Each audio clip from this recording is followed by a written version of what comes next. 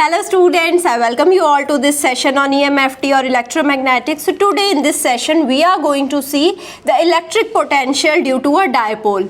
So first of all we need to know what is a dipole. So what is a dipole if I ask you? So as the name suggests, we have two poles. So if I have a positive charge, let's suppose this is my plus Q charge.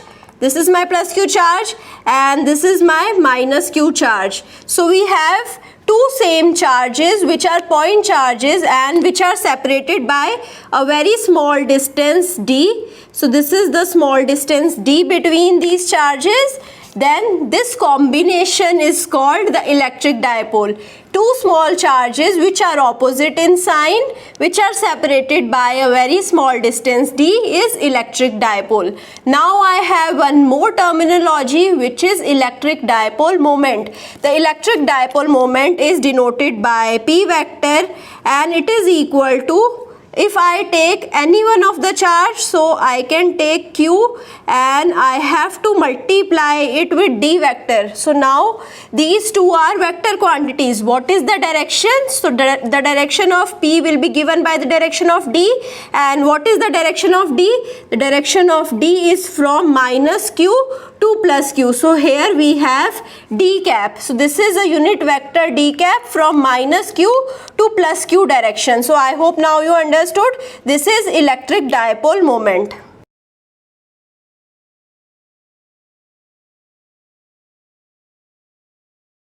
Okay, so now what is the axis? The line joining the minus Q charge and the plus Q charge is the axis of the dipole. Okay, so I hope now you understood all of the basic terminology. So here we have a dipole, we have a minus Q charge and a plus Q charge which is separated by the distance d. So here we have d by 2 distance and d by 2 distance.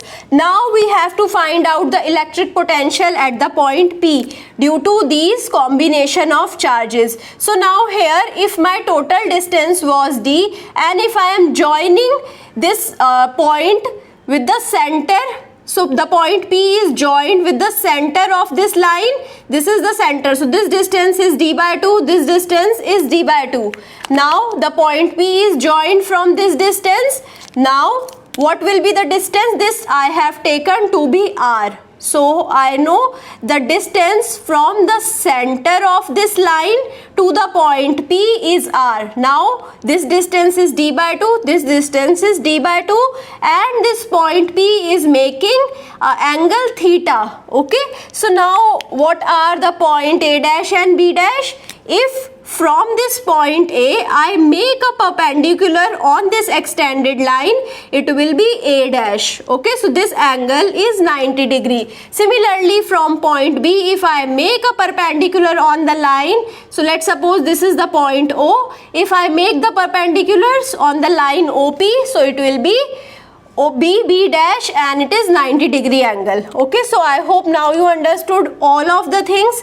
Now here I have taken an assumption that the distance r is much greater than my small distance between the two charges.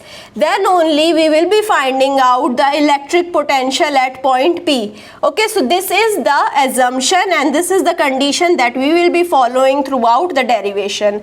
I hope now all of the things which are present in this diagram are clear. If you have any doubt, you can comment in the comment box now. Okay, so now here we have this structure and here we will be using the mathematical formulas.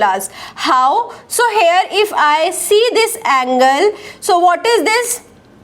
So if I see this, this will be d by 2 cos of theta. Similarly, if I see this distance, this distance will also be d by 2 cos theta. Okay, so I can say in this triangle, if this is my d by 2 and this is my theta, so this distance OA dash is equal to OB dash. So we are seeing the triangle AA dash O and BB dash O. So triangle AA dash O and triangle BB dash O. Okay, so OA dash is equal to OB dash. We can find out it. It will be equal to d by 2 cos theta. Okay, so now here if I want to find out the distance PA dash, it's a simple mathematics.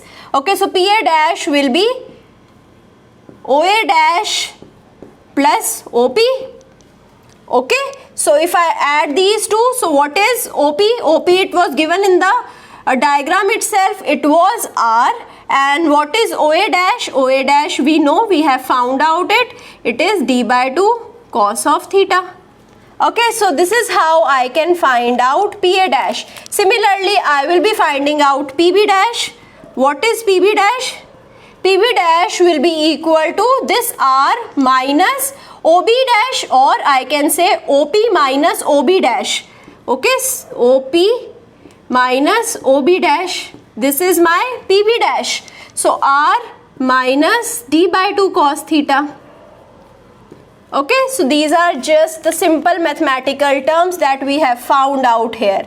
Okay, so now why we have found out all these things? Because we need to find out the potential at the point P, and I need the distance of the point P from the charge plus Q and the distance of the point P from the charge minus Q. Because what was the formula to find out the electric potential? I hope you remember it. The formula to find out electric potential was equal to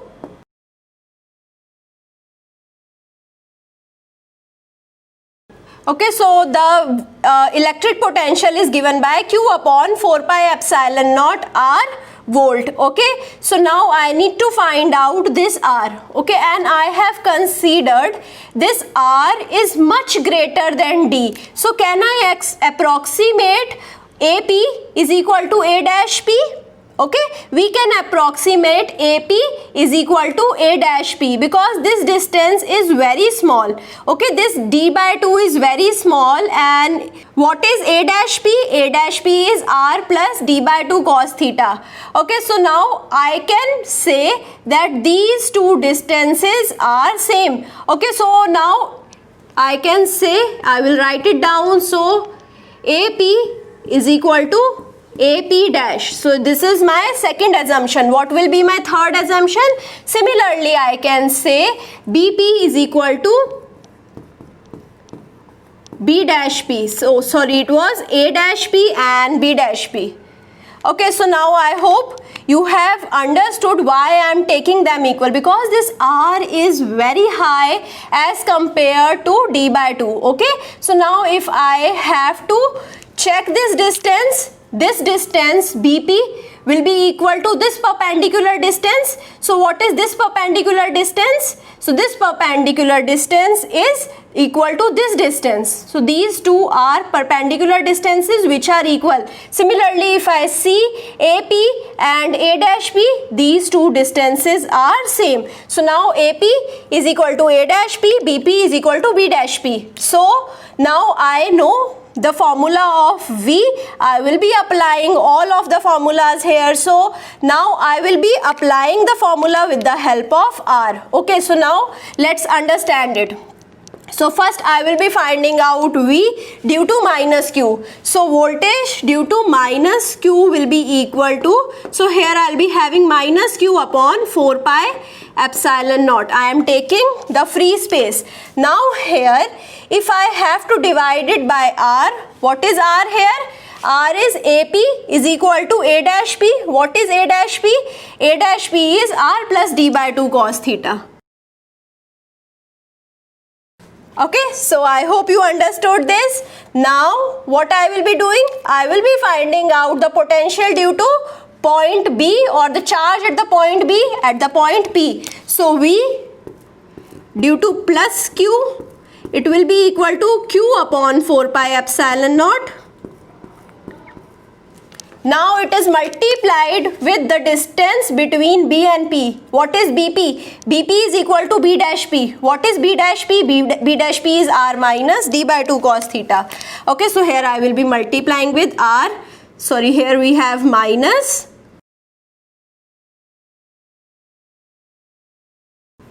So now I know the superposition of voltage law. Okay, so I know how if I have at a point voltages of two charges, so I can add them with the help of scalar addition only. So the voltage at point P will be equal to voltage due to charge minus Q plus the voltage due to charge plus Q.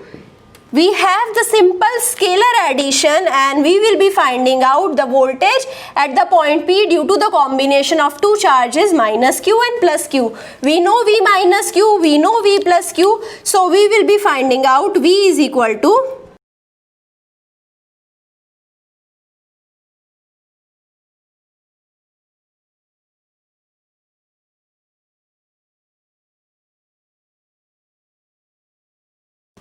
okay, so I have just added V minus Q and V plus Q. Now what I will be doing, I will be taking all of the constant things.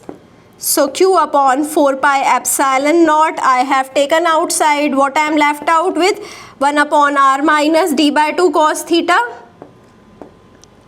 minus 1 upon R plus D by 2 cos theta. Okay, now it is the simple mathematics.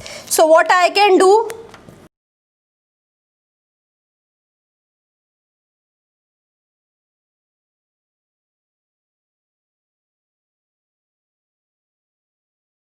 so in the base these two will be multiplied, R minus D by 2 cos theta multiplied by R plus D by 2 cos theta.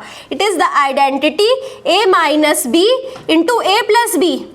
Okay, what is A? A is R, B is D by 2 cos theta. I know this is equal to A square minus B square. Okay, so I will be putting this identity here. So here at the denominator I will be having R square minus D square upon 4 cos square theta. Okay, so now which condition I had taken? My assumption was that R is much greater than D. So D square by 4 multiplied by cos square theta. So it will be a very small quantity and I can neglect it in respect to R square. So if R is very big in comparison to D, then R square will be much bigger in comparison to D square upon 4 cos square theta. And why? Because D square will be small, it is divided by a number 4, it will be smaller. Cos square theta's maximum value will be going up to 1 only. So it will be just decreasing this value only. So here we have this as the output, and how I can denote my voltage now? So this R and this R will get cancelled out, D by 2 cos theta plus D by 2 cos theta. I am left out with QD cos of theta. Okay, and in the denominator I have 4 pi epsilon naught R square. Okay, now what is QD? QD was P. So I can denote V as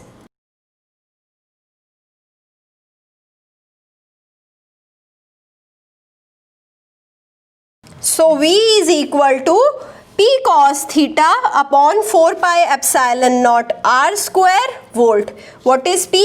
P is my electric dipole moment. So voltage is directly proportional to, I can have this conclusion that voltage is directly proportional to P, or the magnitude of the P, or it is inversely proportional to R square. Okay, when I denoted the voltage formula, it was inversely proportional to R. Here for the electric dipole, the voltage is inversely proportional to R square. So this thing you need to consider.